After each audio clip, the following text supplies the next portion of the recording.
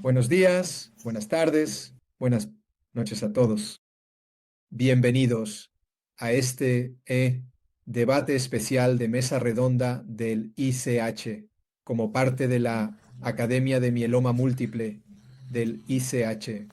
Hemos lanzado esta eh, eh, Academia de Mieloma Múltiple muy recientemente y esta mesa redonda especial es parte de eh, las actividades de la academia. Y hoy hay una pregunta simple, pero quizás difícil, relacionada con el trasplante a la edad de 65 años o más.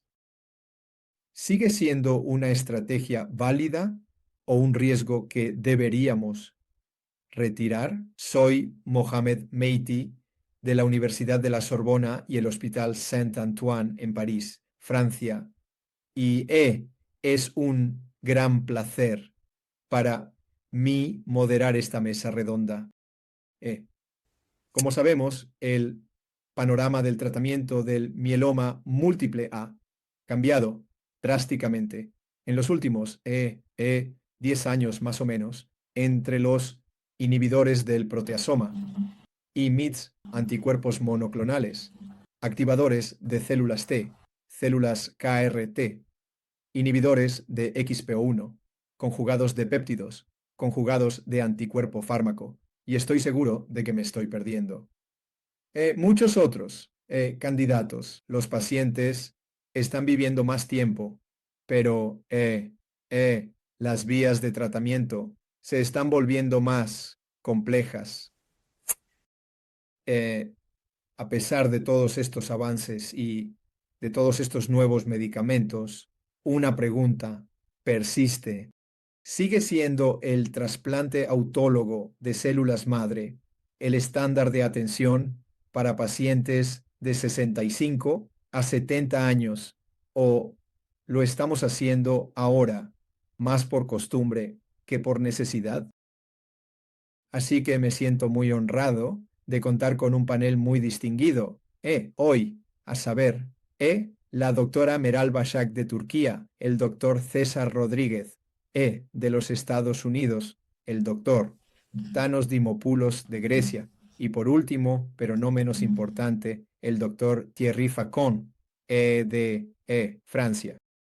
Y me disculpo, el doctor Mateos, quien se suponía que estaría con nosotros. Tiene un problema de última hora y no podrá unirse, creo. Y el panel de hoy reúne voces expertas de centros de trasplante e instituciones académicas para explorar evidencia y perspectivas de la práctica en el mundo real. Intentaremos abordar en los próximos minutos la dimensión clínica, ética, pero también estratégica, cuando se trata de manejar a estos pacientes mayores, pero en forma, y también cómo integrar las expectativas cambiantes de los pacientes. Así que con eso, comencemos. Y mi primera pregunta puede ser para ti, Meral, porque has estado muy involucrada en el análisis de los registros, especialmente eres muy activa en el registro de EBMT. Y mi pregunta es, ¿cómo ha evolucionado el papel del autotrasplante en adultos mayores, especialmente en el mieloma múltiple en los últimos 10 o 15 años? ¿Vemos un aumento continuo? ¿Está estancado? ¿Está disminuyendo? Y especialmente en este subgrupo de 65 a 70. Gracias, Mohamed. Es un gran placer estar aquí entre esta prestigiosa facultad. Gracias. Me preguntaba por qué me invitaron. Correcto, estoy involucrado en el grupo de trabajo de EBM para malignidades crónicas y muy recientemente se ha publicado el informe de EBMT, La mayoría de la gente ha visto que el mieloma múltiple sigue siendo la principal indicación para el trasplante autólogo de células madre. Pero tienes razón, la tendencia de aumento ahora se ha estancado y el CAR-T está tomando el papel del trasplante de células madre. Pero por otro lado, muy recientemente, en colaboración con EBMT y 9 registros bajo la colaboración del estudio, Westem de WMT SU, análisis del trasplante de células madre en mieloma en ancianos fue presentado en 2 congresos importantes y los datos incluyen un gran número. Se basó en más de 100,000 pacientes y de estos se analizaron aquellos mayores de 65 años y muestra que hay una disminución en el porcentaje en cada categoría de 5 años. Pero aún así, hay como alrededor del 10% que tiene más de 70 años y que es trasplantado. Pero esto nos da una pista para analizar el impacto de un punto final que fue la PFS a 3 años y la PFS a 3 años estaba alrededor del rango de entre 56 a 50, por debajo de 65. Pero después de eso hay una reducción en la tasa de PFS. Y así cuando comparas pacientes más jóvenes con los mayores, hay una diferencia de alrededor del 10% en la PFS a 3 años. Y el costo es el aumento en la mortalidad relacionada con el trasplante. Y eso aumenta de 0.5 a 3.8. Así que creo que la razón por la que la gente elige realizar un trasplante de células madre en los ancianos es porque son pacientes de mayor riesgo. Son más ISS3. Aquellos que tienen un riesgo más estándar no se someten a un trasplante de células madre. Así que hay una inclinación hacia pacientes de alto riesgo entre aquellos que recibieron un trasplante autólogo de células madre. Y tengo que recordar que estos datos son de antes, de 2017, y para permitir el seguimiento, ellos incluyeron pacientes hasta 2017. Gracias. Y, de hecho, ya has introducido un tema clave al que nos enfrentamos en esta población y se refleja en la toxicidad y la mayor mortalidad relacionada con el trasplante. Lo que me lleva a la pregunta de cómo definir la aptitud en esta zona gris o, en otras palabras, los criterios de elegibilidad y cómo se consideraría a un paciente como un paciente mayor apto versus no apto. Y aunque esta es una pregunta para todos ustedes y me encantaría escuchar de cada uno de ustedes, ¿cómo evalúan a este paciente? ¿Se basa en una evaluación empírica? Experiencia, juicio clínico. Hay indicadores muy fuertes y confiables en los que te estás basando. Me encantaría escuchar de ti. ¿Quién quisiera empezar? ¿César? Gracias, Mohamed, seguro. En los Estados Unidos tendemos a ver la elegibilidad para trasplantes de manera un poco diferente, donde solemos trasplantar a pacientes de mayor edad y no tenemos los 65 años, como un límite. Pero una de las cosas que hacemos, hemos visto un impacto en términos de resultados, es si realizamos una evaluación geriátrica adecuada. Porque es muy fácil para nosotros decir, bueno, alguien tiene 70 años y solo a simple vista parece estar en forma o saludable, pero podría haber algunos factores subyacentes que podríamos estar pasando por alto. Entonces, realizar una evaluación geriátrica adecuada, y hay diferentes herramientas que cada organización tiene que son simples y que se pueden usar, o enviar una referencia a un especialista en geriatría para hacer una evaluación más exhaustiva si hay algún historial de potencial de Alzheimer o cualquier deterioro neurocognitivo. Pero eso y las comorbilidades y la condición física del paciente añadidos a la evaluación pretrasplante del corazón y la prueba de función pulmonar es lo que te dará en conjunto si un paciente será adecuado para un trasplante o no. Creo que cuando tratamos con pacientes menores de 65 años, no usamos la evaluación geriátrica, pero sí verificamos la función cardíaca y la función pulmonar y la infección y el estado de rendimiento. Pero en la población geriátrica, añadir esa evaluación el deterioro cognitivo nos ayudará a identificar quién podría beneficiarse más y quién podría darnos una sorpresa mientras realizamos un trasplante. Gracias, César. Así que parece que es una evaluación muy precisa y exhaustiva. No realmente un instinto. ¿Cómo es en Grecia, Thanos? Bueno, puedo decirte que estoy de acuerdo con César, que quiero decir, si tenemos a alguien que tiene más de 65 años y todavía creemos y discutiremos más adelante si hay un beneficio de que pueda ser candidato para una terapia de alta dosis, por supuesto. Así que revisamos el historial médico pasado, revisamos los medicamentos que el paciente está tomando, verificamos el corazón y los pulmones, pero creemos que si necesitamos realizar una evaluación geriátrica ya, el paciente no es un candidato apropiado para la terapia de alta dosis. Quiero decir, ya sabes, si hay una pregunta que necesitamos hacerle sobre si puede funcionar, si puede hacer sus compras, si puede conducir, si puede ir al hospital sin ser acompañado. Todos estos son factores que indican que el beneficio de la terapia de alta dosis puede ser menor. La toxicidad, como dijo Maral, todos sabemos ya que es mayor, y también la muerte relacionada con el trasplante.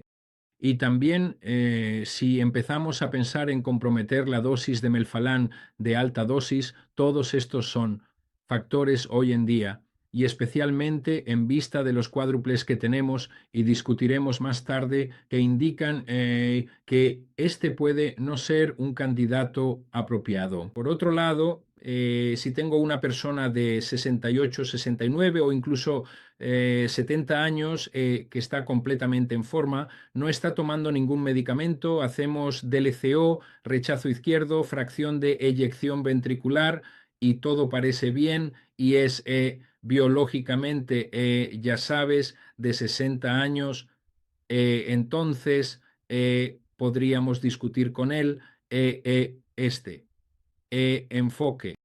Y por supuesto, le damos hoy la oportunidad de, ya sabes, discutir las modernas terapias cuádruples. Excelente. Jerry, ¿tienes una receta mágica para seleccionar a estos pacientes? No, eso estoy de acuerdo con Thanos. Y solo dos cosas. Sabes, cuando hablas de fragilidad, en el contexto del trasplante debes recordar que el autotrasplante se estableció en el mieloma múltiple alrededor de 1985, o entre el 85 y el 90. Y el primer índice de fragilidad se publicó en 2015. Así que básicamente son 30 años, lo que significa que evaluamos a los pacientes para el trasplante hace mucho tiempo, antes de la disponibilidad de los índices de fragilidad. Y así que estoy de acuerdo con la forma de evaluar una propuesta por Thanos. Solo una cosa. En el pasado tuvimos una discusión sobre melfalán 200 versus melfalán 100 o melfalán 100 dos veces. Y no tenemos datos, pero creo que en el momento en que tengamos los regímenes cuádruples, por ejemplo, el melfalán 100 desaparecerá. En otras palabras, eres elegible para el trasplante con melfalán 200 o no se te considera elegible para el trasplante. Pero no creo que sigamos viendo regímenes que incluyan melfalán 100 o 140 porque este régimen probablemente se considerará inferior a lo que se logrará con los regímenes cuádruples. Y de hecho, Thierry, aquí me recuerdas que tú mismo publicaste en The Lancet el ensayo aleatorizado, el ensayo aleatorizado AFM comparando MPT, melphalan prednisona talidomida, con Mel 100. Y en realidad no demostró ser superior. El trasplante falló. Y eso fue como en 2007. Sí, eso fue en 2007. Pero teníamos el régimen BAT para inducciones. Como eso fue una gran diferencia de todos modos. Meral, ¿cómo seleccionas a estos pacientes? ¿Cómo evalúas al paciente de 67 años para decidir si debes proceder al trasplante o no? Creo que ya se ha dicho todo, aparte de un tema. Quiero decir, estamos hablando de factores relacionados con el paciente, pero también hay factores relacionados con la enfermedad y las opciones alternativas. Entonces, al decidir sobre el tratamiento, creo que el papel del trasplante de células madre, depende del régimen de inducción. Así que si tienes un régimen de inducción muy bueno a mano y logras una respuesta muy buena, no hay duda sobre el trasplante. En ese caso, quiero decir, independientemente de la edad del paciente, en mi opinión. Pero por otro lado, un factor relacionado con la enfermedad, enfermedad de alto riesgo. Los pacientes con enfermedad de alto riesgo, algunos de ellos realmente requieren agentes alquilantes. Y si ese paciente es una persona mayor, creo que realmente necesitamos intentar hacer nuestro mejor esfuerzo.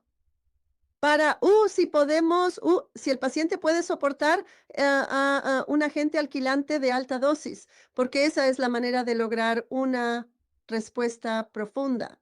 De lo contrario, con el con el actual, incluso con los anticuerpos monoclonales, no podemos lograr eso en esa categoría. No es la mayoría, afortunadamente, pero ese es el caso. Pero de lo contrario, nosotros, a menudo usamos el índice de comorbilidad, que es la actitud tradicional de los equipos de trasplante y, y esas medidas subjetivas de cómo el paciente te habla sobre su condición, el rendimiento, el Karnofsky. Esos son los dos aspectos que se ha demostrado en el análisis de registros que tienen impacto en el análisis multivariado. ¿Thanos? Sí. Yo solo quiero señalar algo que puede no ser muy conocido. Los pacientes ancianos tienden a tener una menor frecuencia de características citogenéticas de alto riesgo. Es menos del 10%, si lo comparas con alrededor de incluso el 20% en pacientes más jóvenes. Así que esto es la mayoría de las veces menos problemático. Por supuesto, quiero decir, si tuviera, digamos, un paciente de 67 años que está en buena forma y que tiene una deleción 17P, ¿sabes? Esto es algo que, por supuesto, discutiré con él incluso en la era de los cuádruples, porque quiero decir, no hay razón para que, ya sabes, Perseus, funcione en alguien que tiene 65 años y no funcione si alguien tiene 68. Pero en general, creo que con los nuevos datos que tenemos y podemos discutir y resumirlos más tarde, debería haber una verdadera, ya sabes, decisión difícil, de optar por la terapia de dosis alta. Y si uno elige la terapia de dosis alta para pacientes seleccionados basándose en las características que discutimos por encima de los 65 años, Mochi, esto debería seguir. Una inducción adecuada con un cuádruple. Todos los datos que tenemos de estudios retrospectivos, porque ya sabes, Mohamed, no ha habido ensayos prospectivos aleatorizados en pacientes ancianos durante muchos años. Pero todos los datos que tenemos, por ejemplo, hay un estudio de Karolinska, que muestra que la terapia de dosis alta frente a la terapia estándar en pacientes de 65 a 75 años. Ofrece una PFS y una supervivencia global. Pero estos pacientes fueron tratados antes de 2020. Así que estaban recibiendo BCD, muy pocos de ellos BRD. Así que hoy, creo que la pregunta es, tenemos cuádruples aprobados, y se están utilizando cada vez más. Así que, ¿con qué paciente ocasional por encima de los 65 años hasta los 70 o 75 decidirías discutir con él la terapia de dosis alta? Gracias. César, ¿querías añadir algo? Y luego pasaré a los nuevos regímenes. Sí, solo para añadir más a la discusión. Es cierto, en Europa y los Estados Unidos tenemos acceso a la terapia cuádruple, que va a tener un buen control de la enfermedad y profundidad de respuesta. Pero ese no es el caso en todo el mundo. En muchos países de América Latina, Asia África no tienen acceso a ella. Así que el trasplante es lo que va a ayudar a los pacientes a lograr una respuesta más profunda o una respuesta más controlada. Porque aunque tenemos muchos medicamentos disponibles en ciertos países, la verdad es que nuestro mejor tratamiento, nuestra primera línea de terapia, va a ser nuestra mejor oportunidad para controlar la enfermedad por un periodo de tiempo más prolongado. Así que yo dudo en decirlo hasta que tengamos datos. Y no sé si podríamos comparar el estudio SOTAEUS y el estudio PERSEUS en una población envejecida para ver si el trasplante realmente está añadiendo más profundidad de respuesta o no al régimen cuádruple. Pero aún diría que el trasplante todavía tiene un papel, especialmente en aquellos pacientes que no lograron una remisión completa con su inducción, y para tener un mejor control de su enfermedad. Y estoy de acuerdo contigo, Tanis. Si estás cuestionando la fragilidad de un paciente y necesitas enviarlos a un geriatra, porque sí, ese es un paciente muy claro al que podrías decir, no, podría no ser elegible para el trasplante. Pero hay esos pacientes que tienen síntomas subclínicos que se muestran en estas herramientas de evaluación geriátrica que realmente pueden ayudar a predecir, bien, este paciente podría no ser un candidato para el trasplante o podría estar seguro. Y curiosamente, cuando miramos los datos, son esos pacientes mayores a los que les estamos haciendo todas estas evaluaciones geriátricas y pasos adicionales los que tienden a hacerlo mejor que las personas más jóvenes, porque asumimos que porque son jóvenes van a hacerlo bien con el trasplante. Y desafortunadamente, con nuestros hábitos, y las comorbilidades que tienen los pacientes jóvenes, eso está empezando a ser menos cierto. Gracias, César. Entonces, todos ustedes mencionaron el papel de terapias novedosas, especialmente regímenes cuádruples.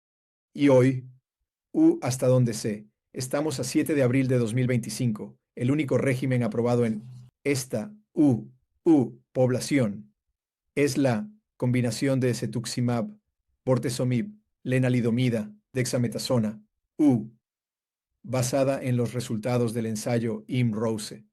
Y esto es, con una mediana de 5 años de PFS.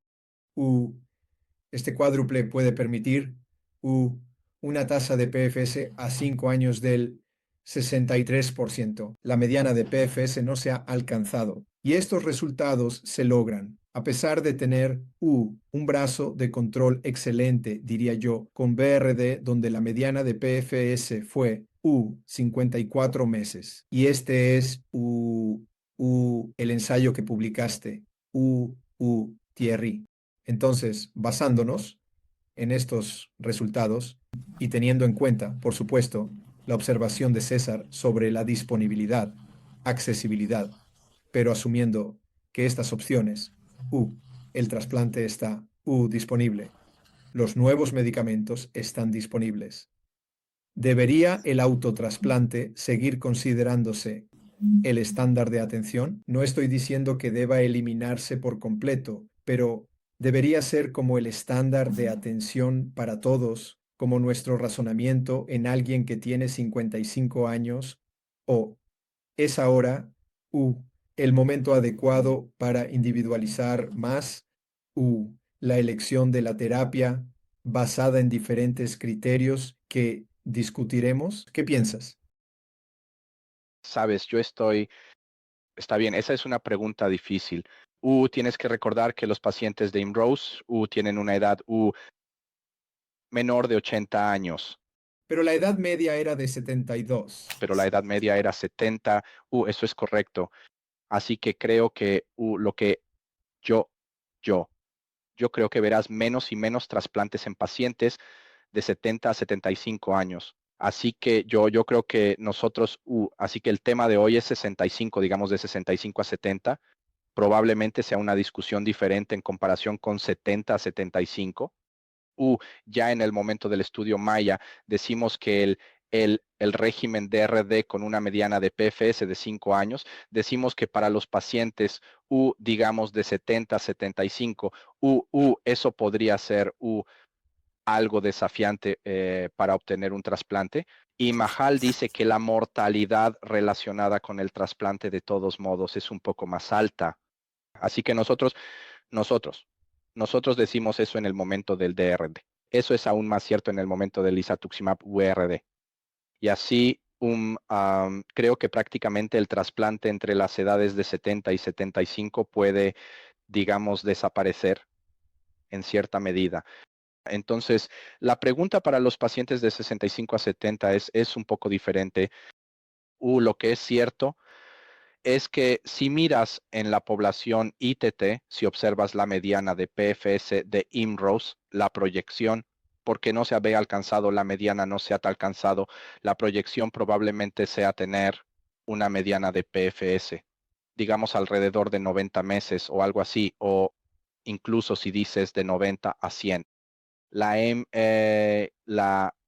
PFS proyectada para Perseus, que es básicamente la misma con trasplante, se espera que sea al menos 12 años. Así que tú, él, mi punto, aquí es solo decir que cuando incluso si tomas un régimen de CD38-BRD, si pones el trasplante en el sistema, estarás ganando en términos de PFS, será significativo.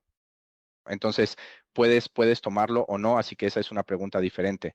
¿Podrías decir que para este paciente en particular, evitaré proceder inmediatamente al trasplante? Eso también es una discusión entre el paciente y el médico, porque algunos pacientes pueden preferir quedarse en un régimen cuádruple. Algunos pacientes pueden preferir tener una PFS potencialmente más larga a expensas de Melphalan 200. Entonces, lo que es interesante desde mi punto de vista es que en el pasado, en el momento en que solo teníamos el VAD en el trasplante, básicamente decíamos a los pacientes, tienes que proceder al trasplante. En otras palabras, si quieres tener, digamos, un buen resultado o el mejor resultado clínico posible, debes proceder al trasplante de células madre de primera línea. Ya no es totalmente el caso.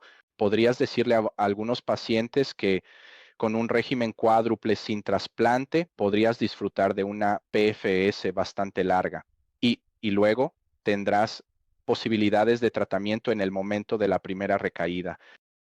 Pero si tomas el régimen cuádruple y el trasplante, probablemente disfrutarás de una PFS aún más larga. Y el mejor régimen para hoy probablemente sea el Perseus de VRD y trasplante en el régimen DR de todos modos, con el régimen proporcionando la PFS más larga. Así que no diría que viste que el trasplante es el estándar de atención. Sigue siendo un estándar de atención, pero este estándar de atención puede ser discutido entre pacientes y hematólogos. Caso por caso, ya sabes. ¿Y qué sería? La preferencia del paciente es probablemente ahora un poco más importante de lo que ha sido en el pasado. Gracias, Thierry. Thanos, ¿querías añadir algo a esto? ¿Sí? Bueno, quiero decir, si todo está disponible, y como dijiste hoy, tenemos el régimen IMB-ROS, lo daría. Sin dudarlo, por supuesto, a esta población de pacientes. Y posteriormente tomaría en consideración la presencia de, sabes, citogenética de alto riesgo. Y en este caso, discutiré con el paciente el beneficio potencial de este enfoque basado en los datos de Perseus. Porque, quiero decir, en mi mente, 64 versus 67. No hace una diferencia significativa en un paciente en particular, en buena forma, sin comorbilidades con buen estado funcional, pulmón y corazón. Pero, por supuesto, creo que habiendo dicho eso, eso significa que ya no estoy considerando la terapia de dosis alta como un estándar de atención. La considero como una terapia potencialmente útil en pacientes seleccionados. Y volviendo al punto de César, por supuesto, desafortunadamente, en muchas partes del mundo, estos regímenes no están disponibles. Así que si tengo a alguien que está recibiendo un BRD, por supuesto, estaría más inclinado a discutir con él un beneficio potencial de la terapia de dosis alta. Sí, no tiene. Ningún otro factor que pueda estar asociado con toxicidad excesiva o digamos mortalidad. Así que déjame, eso me lleva a un tema importante. Y hace algún tiempo estaba discutiendo con un médico que es amigo y trabaja en el ámbito regulatorio. Y él estábamos hablando sobre trasplantes, autotrasplante y alotrasplante. Y lo que él dijo fue que al hablar de mieloma, si hubiéramos tenido los medicamentos de hoy hace 20 o 30 años, el autotrasplante en mieloma podría nunca haberse convertido en el estándar de atención en realidad y podríamos estar subestimando en realidad el impacto del autotrasplante en el paciente, ya sea mieloma o linfoma o cualquier otra enfermedad. Así que aquí, Meral, me gustaría conocer tu perspectiva desde un ángulo centrado en el paciente. El ángulo relacionado con cuando se discute un trasplante con este subgrupo de pacientes, ¿cómo enmarcas los riesgos y los beneficios? ¿Cómo incluyes en tu razonamiento la morbilidad? La mortalidad es relativamente baja, aunque aumenta con la edad, pero hay algo de morbilidad. Hay en general, en la mayoría de los lugares, sé que algunas personas lo harán de forma ambulatoria, pero en general necesitan ser hospitalizados, especialmente si son mayores. ¿Cómo incorporas todo esto en el panorama global? Bueno, quiero decir, esta es una pregunta, trasplante versus sí o no, y con la ayuda de la evaluación de la MRD y nuevas herramientas. Para medir la profundidad de la respuesta, ahora podemos observar la profundidad de la respuesta post-inducción y post-trasplante y cuánto FOMBO añade el melphalan a la profundidad de la respuesta. Y creo que independientemente de la edad, el estudio IFM, el estudio de 2018 que es en 50 pacientes, pero incluso en ese estudio con el primer trasplante y el trasplante en tándem. En cada etapa se observa la mejora en la profundidad de la respuesta. Y yo creo que esto da la respuesta de que el trasplante es efectivo. incluso si comienzas con un régimen basado en carfilzomib como inducción. Pero cuando se trata de los ancianos, la imagen es muy diferente, porque incluso en un paciente más joven, estar alejado de la vida normal, la calidad de vida se ve realmente afectada, al menos durante 2 meses. Y los problemas de infección y a veces las citopenias pueden durar mucho tiempo y la susceptibilidad a infecciones los mantiene alejados de casa, los mantiene en casa alejados de sus trabajos. Y así que estos son problemas que preocupan realmente a la mayoría de los pacientes. Quieren mantener su estilo de vida y continuar, y con los regímenes cuádruples, la mayoría de las veces es posible. Y esta es una diferencia importante. Pero no cuestiono el papel del trasplante de células madre, pero en términos globales, quiero decir, el estudio que mencioné ya muestra que hay un declive en los trasplantes en los ancianos. El 30% es alrededor de 65, la edad de 65, y el 20% está entre 65 y 70. Entonces, eso significa que por encima de los 70 nadie está haciendo trasplantes de células madre, incluso antes de 2017, y ahora tenemos mejores herramientas. Y por supuesto los pacientes. Y quiero decir, por ejemplo, en nuestro país no tengo acceso excepto para uso compasivo o algunos con algunas aprobaciones para primera línea, pero puedo obtenerlo como una segunda línea. Así que puedo comenzar con BRD, QS y agregar DARA encima, y luego puedo pensar y cuestionar el papel del trasplante de células madre. Gracias. Entonces, César, una pregunta, porque creo que este es un concepto que nació en los y se trata de la estrategia de trasplante diferido.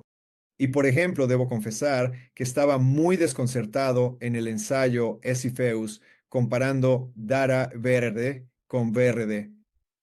Hasta casi el 27% de los pacientes fueron llamados trasplante diferido, lo cual creo que quiero decir, cuando miras en algunos ensayos previos, si difieres el trasplante, en realidad nunca lo harás.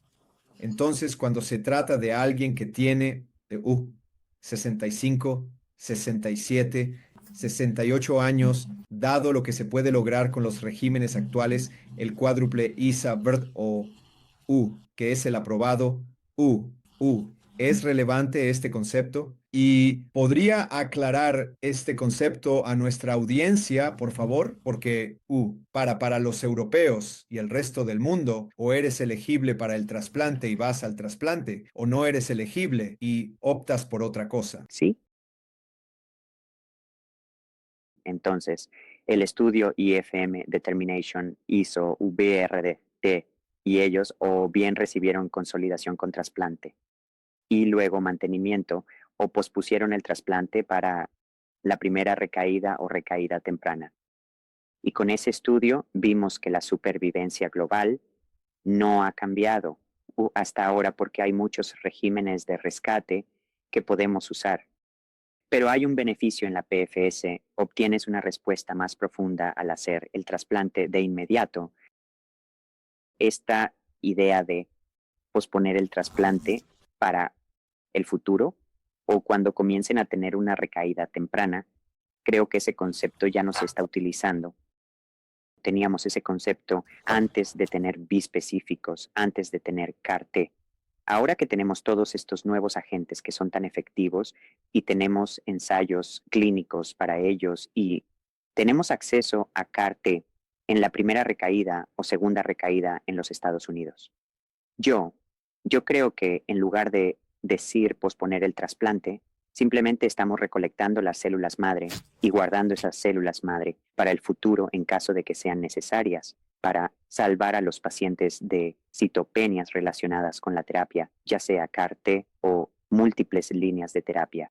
Así que estoy de acuerdo. Contigo, Mohammad, no creo que todavía decimos trasplante diferido, pero en realidad estamos diciendo que solo estamos recolectando células madres y estamos recolectando células madre y no haciéndolo, porque aquellos que lo hicieron, y el estudio Determination mostró que el 30% de los pacientes que tuvieron trasplante diferido no llegaron al trasplante debido a comorbilidades o fragilidad u otro factor.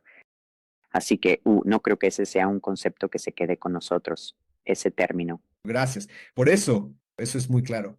Así que, Thierry, discutimos mucho sobre la toxicidad del trasplante y este es uno de los argumentos que están empujando a los pacientes tal vez a tratar de evitar el trasplante.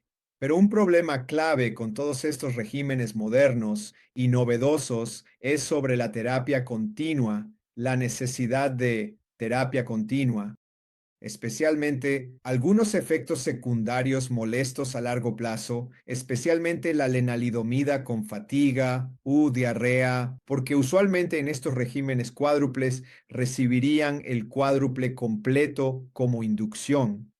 Luego continuarían con el mantenimiento con un anticuerpo monoclonal anti-CD38+, LEN.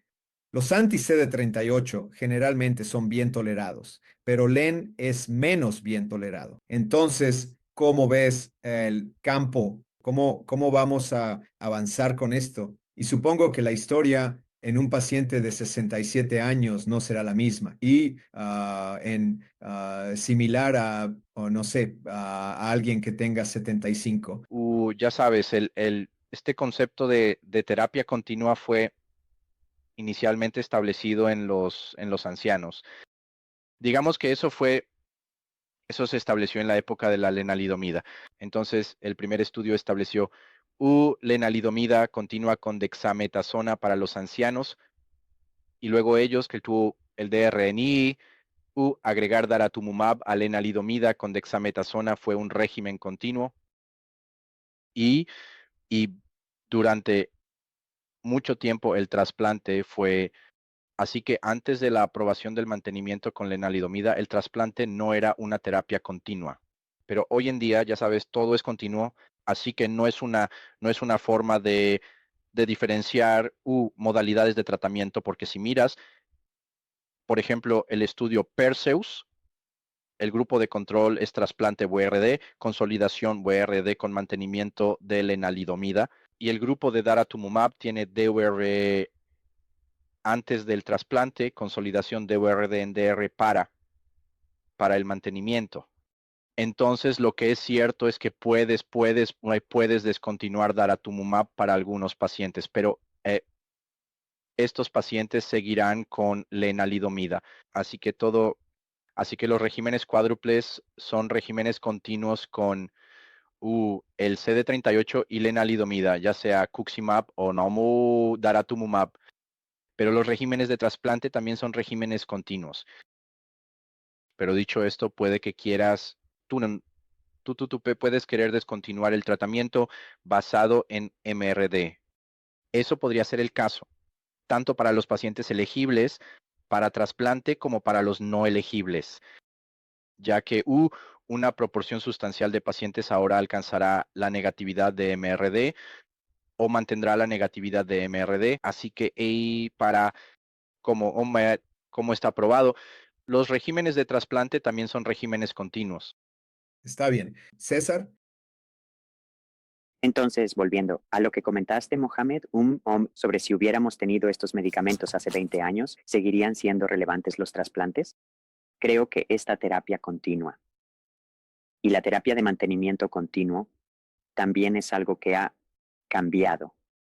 Nosotros, la vida media promedio de un paciente con mieloma era aproximadamente de 3 a 4 años, cuando todavía estaba en formación. Ahora decimos que es más de 8 años o más. No nos preocupaban los efectos secundarios de las terapias. Nos preocupaba más contener el mieloma y mantener al paciente con vida.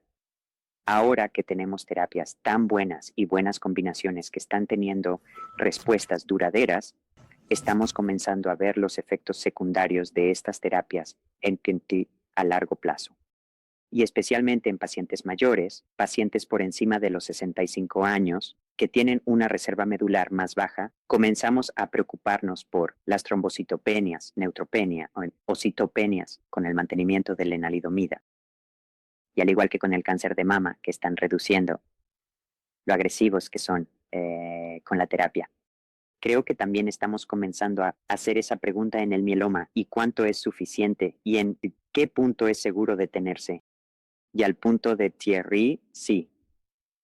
Todavía estamos debatiendo, creo, cuándo sería el momento adecuado para detenerse y cuáles son las métricas que permitirían detener la terapia, ya sea MRD o estudios de imagen o cuántos años de remisión sería seguro hacerlo. Porque en los pacientes mayores creo que no podemos estar haciendo esta terapia continua debido a su fragilidad, sus comorbilidades y el riesgo de citopenias. Excelente. Muchas gracias. Así que aquí, porque mencionas, todos ustedes están mencionando estas terapias modernas y por supuesto, deberíamos pensar en las células CAR-T, los anticuerpos biespecíficos, que están mostrando realmente, grandes resultados, incluso en pacientes mayores frágiles, en el contexto de recaída. Pero obviamente están siendo probados en el contexto de primera línea.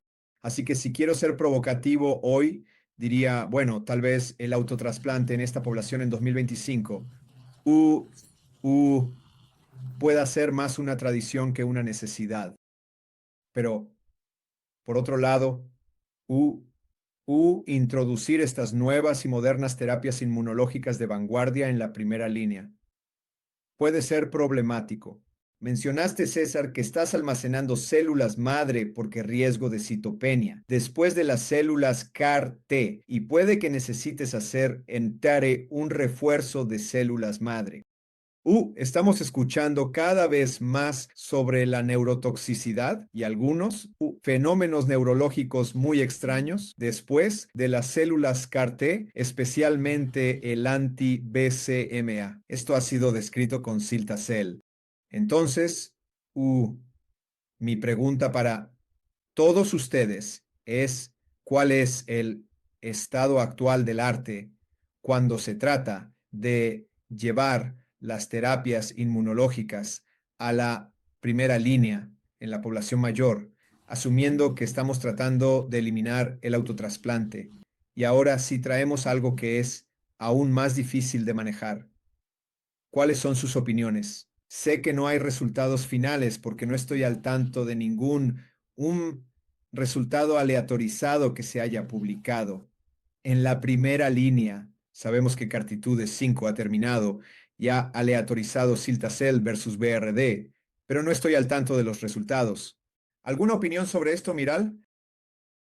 Quiero decir, para los ancianos, ahora tenemos estudios que están en curso. Por ejemplo, el estudio MAGE 6-7, el estudio Magnetis MM6 y Vela, después de DREAM 10, está por venir. Y así, hay estos nuevos agentes novedosos como los ADC o inmunoterapias que ahora se están integrando en la base de DRD, no DVR, sino DR. Pero por supuesto, incluso con la MRD como el objetivo principal, no podremos ver sus resultados, al menos hasta después de 2 años. Tomará tiempo. Pero estos son pacientes de ensayos clínicos. Ellos no son evidencia del mundo real. Así que, yo no estoy seguro, soy bastante escéptico sobre cuándo podremos usar estas inmunoterapias como tratamiento de primera línea para el mundo real, porque todos esos agentes están siendo aprobados para tercera línea o incluso líneas de terapia posteriores en este momento. Así que, solo tendremos experiencia con ellos cuando el paciente esté recayendo, pero teóricamente, creo que, con la evidencia que está, surgiendo del estudio de recaída, creo que hay, promesa de que estos agentes puedan ayudar a, tomar el lugar del trasplante de células madre. Pero ¿cuál? ¿Es BCMA o es GPRCD o es el ADC o cualquier otro? Esa es una pregunta. Thanos, Sí, no creo que tenga mucho que añadir. Sabes, creo que hoy estamos en una era donde las cosas en el mieloma avanzan muy rápido. Como señalaste, ahora tenemos datos que con otros IMROS o CEFEUS, más del 60% de los pacientes estarán libres de progresión a los 5 años. Por otro lado, respecto al papel de la terapia de dosis alta, creo que todos nosotros que hemos analizado los resultados a largo plazo de los pacientes en nuestras bases de datos, mostramos claramente que aquellos que tienen, ya sabes, la cura operativa o funcional han recibido en su gran mayoría terapia de dosis alta. Ahora, si esto cambiará en el futuro, es algo que está por verse, pero hasta ahora creo que el papel de la terapia de alta dosis no es solo profundizar la respuesta, sino tal vez atacar células primordiales que pueden permanecer por debajo del umbral de negatividad de MRD que podemos detectar hoy o incluso células que no pueden ser detectadas por los antígenos estándar ya sabes que estamos usando para evaluar MRD. Así que creo que la terapia de alta dosis es un elemento crucial en el tratamiento del mieloma. Es mejor tolerada, menos tóxica en pacientes más jóvenes. Podría considerarse en base a cada paciente para algunos pacientes mayores de 65 años, cuando tienen características que pueden indicar que la duración de la PFS o incluso la duración de la negatividad de MRD, no, es sabes, importante. Pero también, sí. de nuevo, si necesitamos discutir sobre disminuir la dosis, creo que esto es algo que indica que este es un procedimiento que no debería hacerse. Quiero decir, incluso en la amiloidosis, donde la terapia de alta dosis se usó extensamente, hace varios años la disminución de la dosis de melfalán de alta dosis se asoció con un resultado inferior. Excelente. Gracias. César, ¿querías añadir algo? Parece y suena lógico que la inmunoterapia va a llegar antes, en las líneas y probablemente desde el principio. Una de las cosas que me pregunto, ahora que tenemos CAR-T disponible en la primera recaída en los EU, ¿voy a dar CAR-T a todos los que recaen? No, estamos contentos de dar CAR-T y bispecíficos y las personas están muy pretratadas, porque cuando ponemos en una balanza los efectos secundarios y los beneficios superan con creces los efectos secundarios. Hay neurotoxicidades, citopenias retrasadas.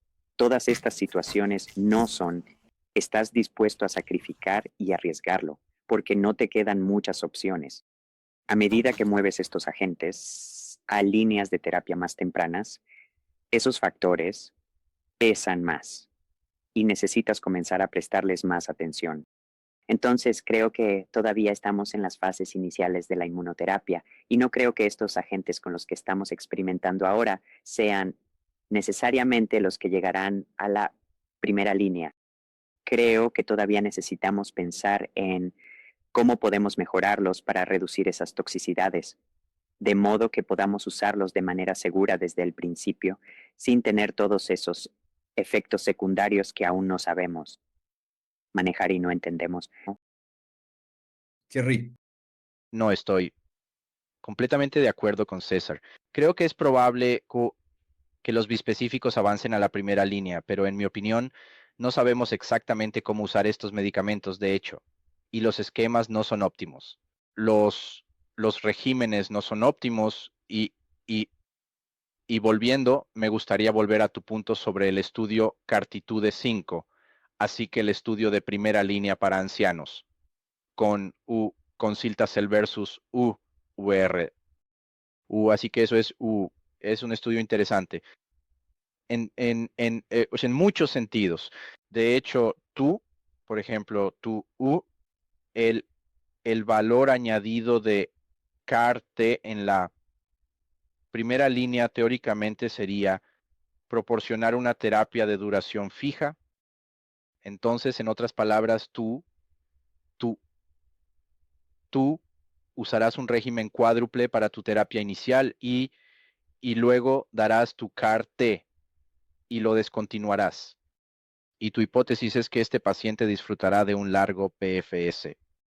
En el momento en que tengan la primera recaída, ellos estarían casi no agnósticos, pero habrán recibido, digamos, 4 ciclos de inducción con CAR-T. Así que con muchas posibilidades en el momento de la recaída.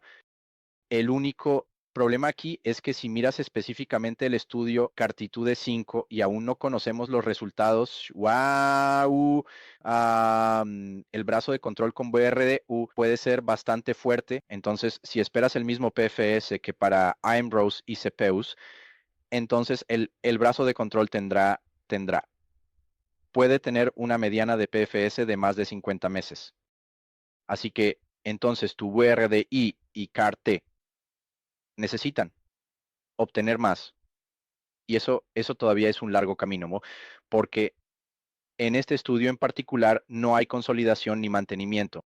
La otra cosa es que ya ha sido mencionado por César Comena, es que así que sabes que es en el momento en que comenzamos con los estudios de Cilta-cel o CAR-T en primera línea, no éramos completamente conscientes de que algunos pacientes pueden tener citopenias a largo plazo, por ejemplo, y UNI, y especialmente mi EMI, toxicidades neurológicas tardías. Entonces, digamos que si tienes un 10% de toxicidades neurológicas tardías, digamos, y no es exactamente lo mismo tener esto en la cuarta línea de terapia o estar expuesto a este riesgo en la primera línea de terapia. Entonces, todavía tenemos que aprender mucho sobre las células CAR-T y sobre los bispecíficos para poder mover estos medicamentos a la primera línea de una manera segura y de una manera óptima con un buen equilibrio entre el riesgo y el beneficio. Así que creo que no hemos llegado a ese punto hoy. Bueno, gracias a todos, por su participación. Gracias a todos nuestros panelistas. Hemos llegado al final de esta hermosa mesa redonda. Gracias por la discusión perspicaz y que invita a la reflexión. Creo que hoy hemos explorado el papel evolutivo del autotrasplante en un grupo que a menudo se encuentra en la encrucijada, aquellos de entre 65 y 70 años. Hemos visto la tensión, de hecho, entre la tradición y la innovación, entre la evidencia y la experiencia, y entre los resultados de supervivencia y la calidad de vida y la morbilidad. Y lo que está claro es que la edad por sí sola no debería tomar la decisión, pero tampoco el trasplante debería seguir siendo un reflejo automático. A medida que los nuevos agentes continúan ampliando los límites de lo que es posible en el mieloma múltiple, el futuro del trasplante dependerá no solo de los datos, sino también de los valores de los pacientes. Creo que la accesibilidad y un enfoque verdaderamente individualizado En nombre de la ISC, Che, gracias nuevamente por acompañarnos. Muchas gracias. Esperamos que esta conversación continúe mucho más allá de la sesión de hoy. Donde quiera que estén, por favor, manténganse seguros y cuídense. Esto es la ISH, alrededor del mundo y a través del campo de la hematología. Gracias. Adiós. Adiós. Nos vemos. Adiós.